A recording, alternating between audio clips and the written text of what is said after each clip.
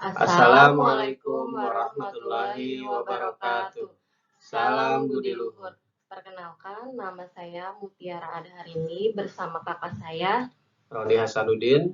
Di sini saya akan menjelaskan materi dari mata kuliah Manajemen Strategi yang diampu oleh Bapak Dr. Muhammad Mabrur Taufik SAG SEMM Fakultas Ekonomi dan Bisnis Universitas Budi Luhur dengan NIM saya 17315102818. Di sini saya akan menjelaskan tentang kepemimpinan strategik.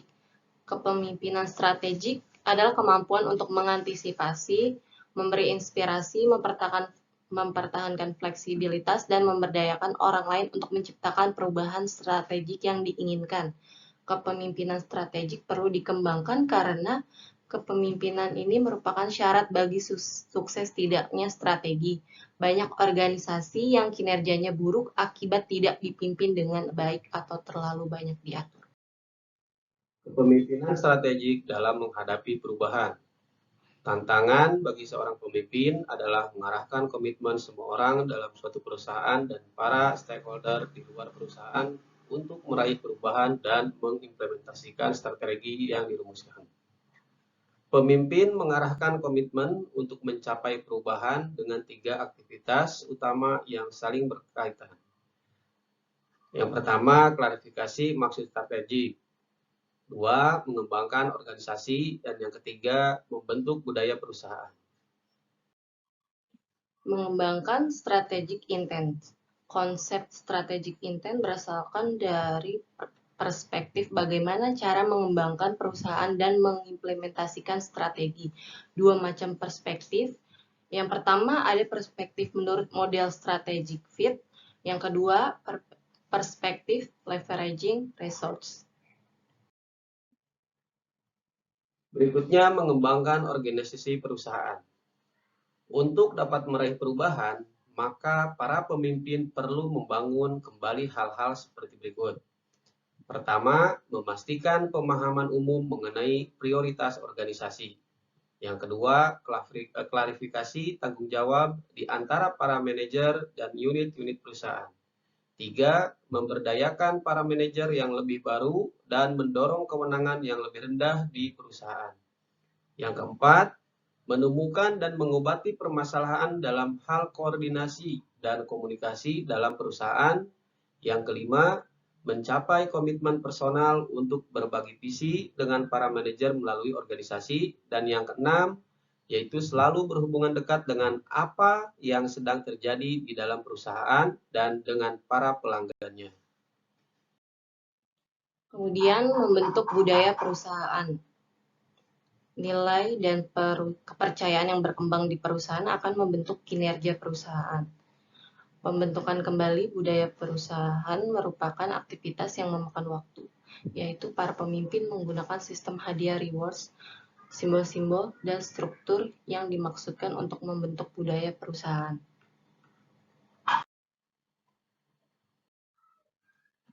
Ciri pemimpin yang baik. 4 macam karakter paling penting yang harus dimiliki oleh seorang pemimpin. Yang pertama, jujur atau honest.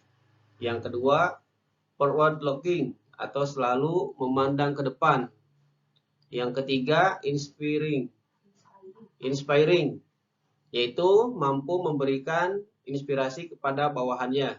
Yang keempat, kompeten atau mampu menjalankan semua tugas pelaksanaan kepemimpinan yang efektif. Selanjutnya, saya akan menjelaskan bab 14 tentang pengendalian strategik. Dalam pengendalian strategik terdapat 2 jenis sistem. Yang pertama ada pendekatan tradisional, yaitu didasarkan pada pendekatan umpan balik. Strategi, sasaran, dan tujuan organisasi hanya sedikit berubah atau bahkan tidak ada perubahan sama sekali sampai batas waktu yang ditentukan. Kedua, ada pendekatan kontemporer, yaitu menekankan pada pentingnya evaluasi lingkungan, seperti internal dan eksternalnya, yang berkelanjutan untuk melihat apabila terdapat tren dan kejadian penting yang memberikan sinyal terhadap pentingnya melakukan modifikasi strategi sasaran, dan tujuan organisasi. Pengendalian strategik. Pendekatan tradisional. 1. Pendekatan tradisional mengikuti tahapan yang berurutan, yaitu strategi diformulasikan dan manajemen puncak menetapkan sasaran. Strategi diimplementasikan dan kinerja diukur berdasarkan sasaran yang telah ditetapkan sebelumnya. Kedua, Chris Argyris. Sistem ini dinamakan adalah single loop. Dengan sistem ini, sistem pengendalian hanya membandingkan kinerja aktual dengan sasaran yang telah ditetapkan sebelumnya. Kemudian akan tepat digunakan apabila lingkungan bisnis berada dalam keadaan yang stabil dan relatif sederhana. Pengendalian strategik yaitu pendekatan kontemporer. Dinamakan double loop, di mana asumsi, dasar pemikiran, sasaran dan strategi organisasi dievaluasi, diuji, dan dikaji ulang secara terus-menerus. Dua tipe berbeda dari pengendalian strategik, yaitu satu, pengendalian informasi, merupakan apakah organisasi melakukan hal-hal yang benar dalam implementasi strategi. Yang kedua, pengendalian perilaku, yaitu apakah organisasi melakukan segala sesuatunya dengan benar dalam implementasi strategi. Pengawasan perilaku. Implementasi strategi yang efektif membutuhkan 3 kunci pengendalian, yaitu budaya, penghargaan, dan batas organisasi. Dua pendekatan tradisional menekankan pada batas dan kendala organisasi, sedangkan pendekatan kontemporer mengandalkan keseimbangan antara 3 kunci pengendalian. Pengawasan perilaku yaitu budaya. Budaya organisasi adalah suatu sistem nilai dan kepercayaan yang membentuk karyawan, struktur organisasi, dan sistem pengendalian perusahaan untuk memproduksi norma-norma keyakinan. Budaya mengatur suatu batasan yang implisit, yaitu aturan-aturan tidak tertulis dari perilaku yang diperbolehkan.